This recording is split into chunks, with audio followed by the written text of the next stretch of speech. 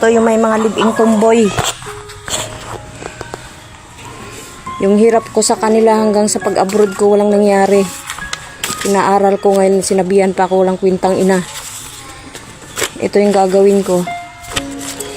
Susunugin.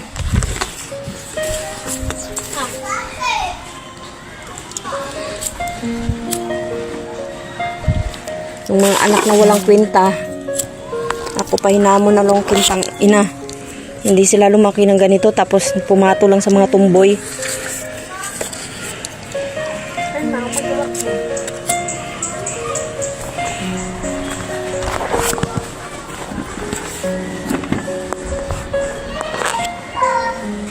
Napakahirap ako.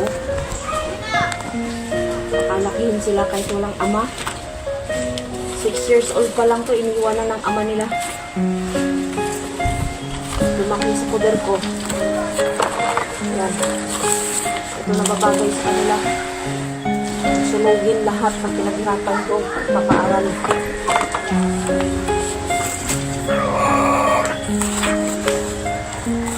Ito nababagay sa mga batang walang hiya. Anak na walang utang na loob.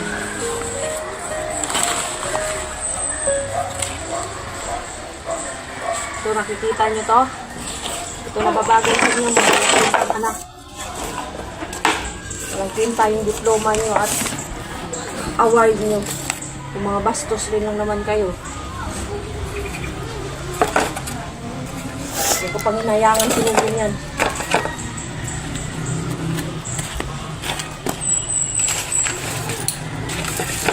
So, yung award na to, walang kwenta to. Panginayangan yan. Sila yung nagpapasalamat, hindi nila ginusto maging nanay ako ito. Dahil itong mga anak na to, mga ambisyosa to, mga piling mayaman. Ito, mga piling mayaman to. Oh. Yan, mga bastos yan. Hindi nila ako ginusto maging nanay. Ito. Kasi yung mga kapatid nila, nasa kamay na ng iba. Nagpapakasarap. Hindi daw nila ginusto na ibalik lahat ng hirap ko sa kanila. Ito.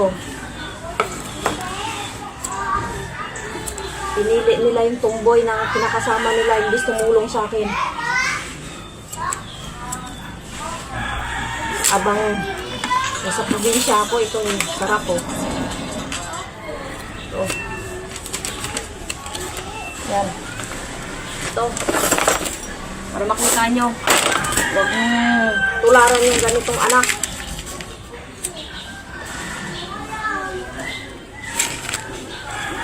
Binansagan may medal. Pero bubo. Ano? Bubo.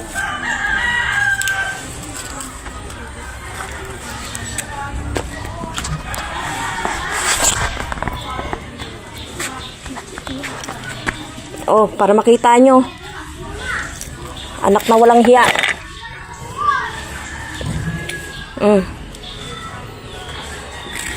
Pinalaki ko kayo. Ito, ibabalik nyo sa akin. Inabando na kayo simula sa pool ng ama nyo. Ito gagawin nyo. Yan. Dapat lang sa inyo sunugin kayo. Sa impyerno naman mga bagsak nyo. Dahil mga walang hiyang